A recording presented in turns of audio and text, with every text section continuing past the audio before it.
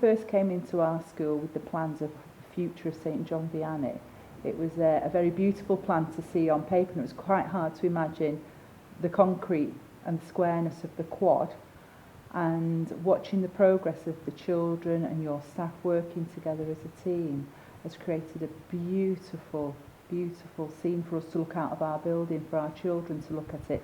And when we need quiet time, you've developed an area that has proven to calm children. At one stage you go out there and the children be quite heightened, whereas now when you go out they walk around and they have reflective time. It's changed their thoughts, I think, when they go into the area that you've created it. And there was some plants there in the quiet area, but now it's an open space, quiet area, and it's beautiful. So it has worked.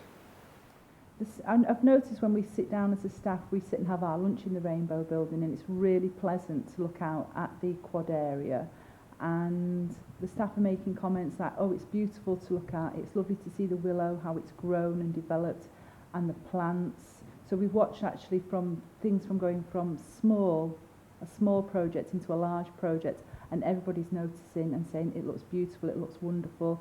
The governors have actually mentioned when they're walking up to meetings that it's a remarkable area and the project's worked. It really has.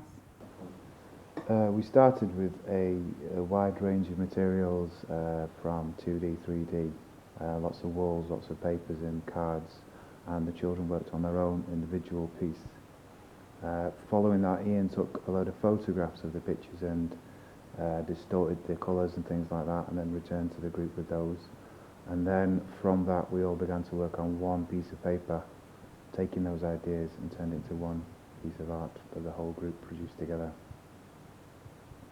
The impact that they had was a set project within a smaller time frame than usual, and it was a project that we all contributed together.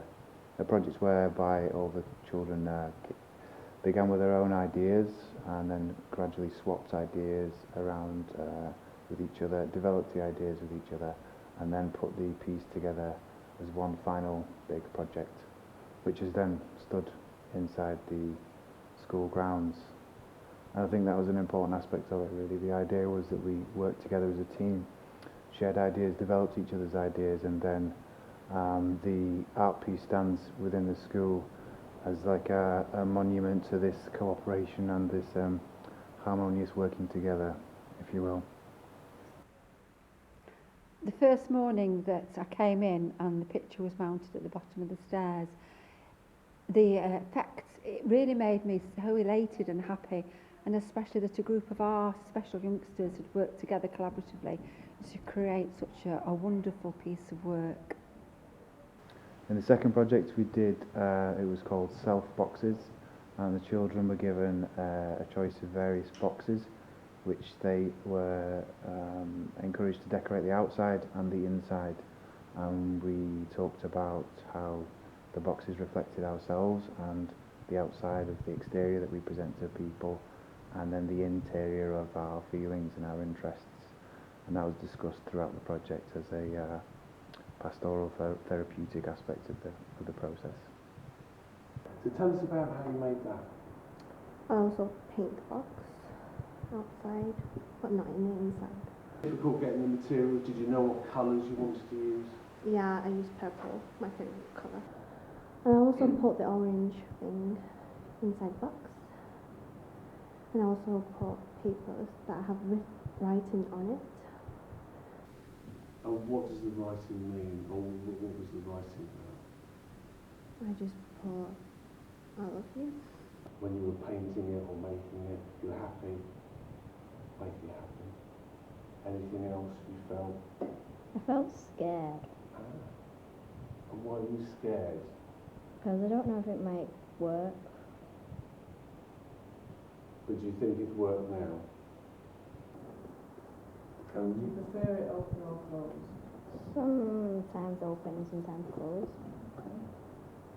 Okay, I thought, I might as well try and do something that's a bit creative. So I made it basically full of exploding emotions. It's a lid full of buttons like a bit edgy on the outside, and then the inside it's got a woolly centre with a soft cushioning. So I made one of those boxes there with the feathers on, and some random decorations or anything like that. Yeah. Together. So how did that make you feel when you could see all your friends' work and your work together? Helpful, very helpful, kind, nice. It's a lovely idea to work all together, you see. And you like that feeling of togetherness? Yeah, of course. Of course, yeah. And then the final piece, so this is now on display, Yeah. and so all the school, I assume, will see it. So Yeah. how does that make you feel, that everybody's going to see your work? Feels like I'm outstanding. You feel outstanding? Yeah. Yeah. Festival. Well, put a lot of glitter, paint there, pink, white, and all the blue glitter. Yeah. Brilliant. And the other pieces as This well? one's with the green glitter with different colours of feathers. Hang on a minute.